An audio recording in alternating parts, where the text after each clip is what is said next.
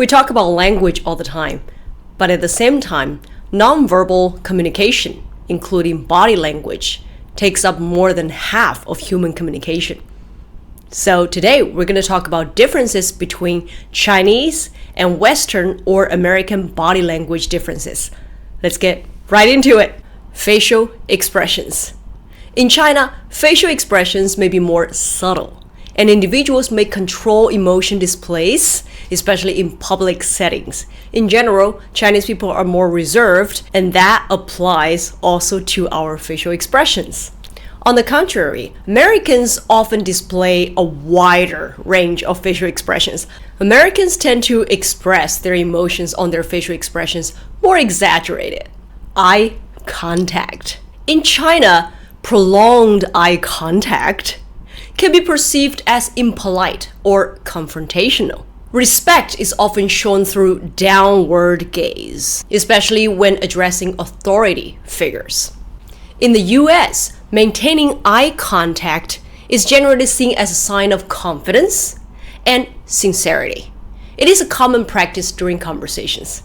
Gestures. There are a few gestures that are perceived and interpreted completely differently between Chinese culture and American culture. Clenched fist. In China, a clenched fist may be used to express determination or resolve. In America, a clenched fist is often associated with anger or defiance. Crossed fingers. In China, crossed fingers is not a common gesture. However, in the US, crossed fingers is a gesture used for luck or expressing hope.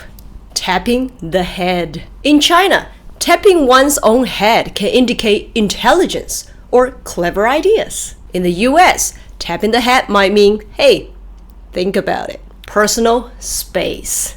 In China, personal space is smaller, and physical proximity is generally more accepted in daily interactions. On the other hand, in America, where people care about their privacy and personal spaces, Americans often prefer a larger personal space, and invading someone's personal space can be uncomfortable. Body language. In China, we are very reserved. So reserved body language is common, with modest and controlled movements.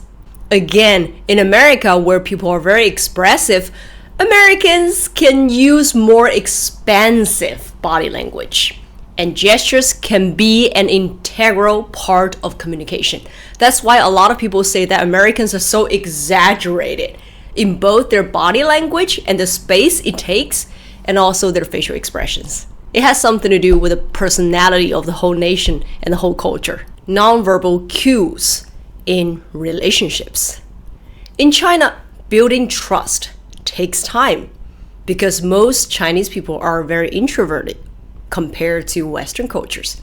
So nonverbal cues contribute significantly to relationship building. In the US, though, trust is often established through verbal communication, and nonverbal cues are secondary. That's why a lot of people say that Americans talk so much, because that's how they communicate with each other and build trust among each other. Silence. In China, silence is valued, and pauses in conversations may not be filled immediately. Like what we said, silence is gold. In the US, however, continuous conversation and minimal pauses are more common, and silence may be perceived as awkward.